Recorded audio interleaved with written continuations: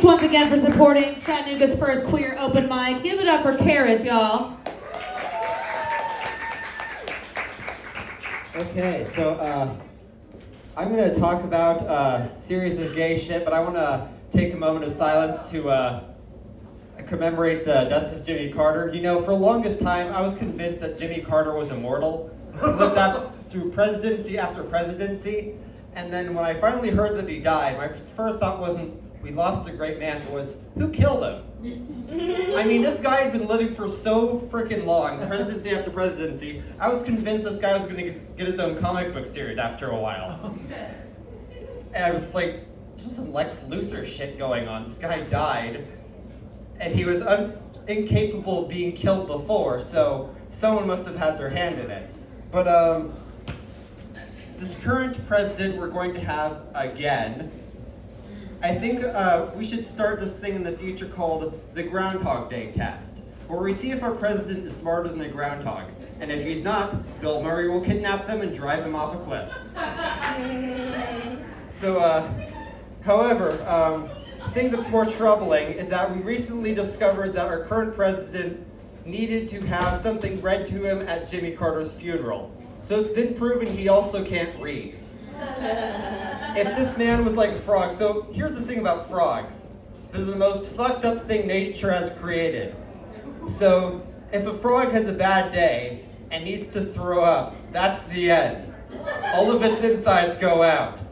We would have a very short presidency this time around if our president was a frog. But unfortunately, we are not that fortunate.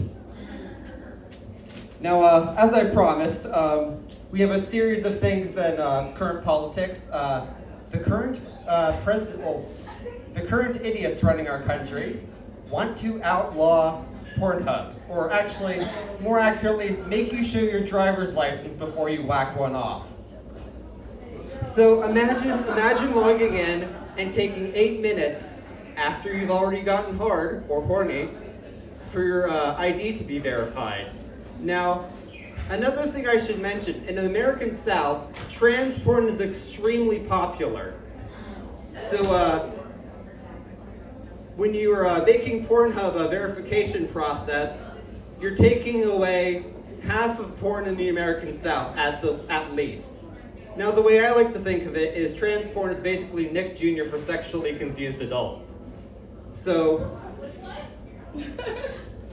okay, a better way to explain this. So coming out as trans is, in some way, kind of like finding a dead hooker in your parents' basement and being blamed for it.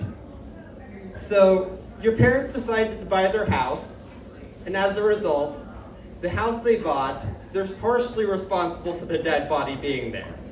Now, your parents decided to have sex, not get an abortion, and so you're there. So when you're a trans person, it's your parents' fault that you're here. Yeah. A good way to describe it. Now, the thing I want to mention is, I believe that religion was mentioned earlier. I kind of had a somewhat religious upbringing. My family went to church every Sunday until my dad stopped drinking.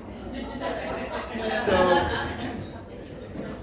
he says that he had an alcohol problem. I say, you know what? 3 drinks means you have your shit together if you're able to like tie it off at that.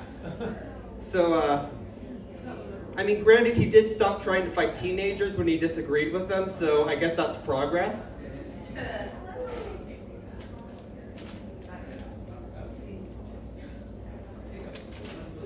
But, right. I don't celebrate Christmas, so I had a very interesting experience this year at the Toyota dealership of all places.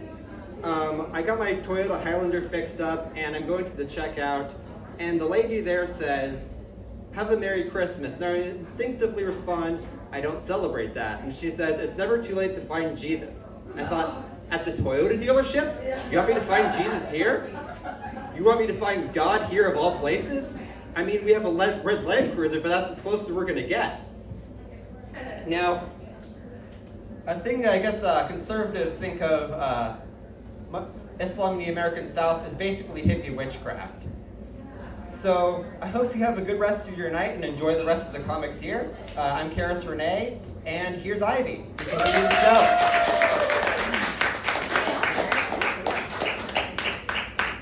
Guys, give it up for Karis. My favorite thing about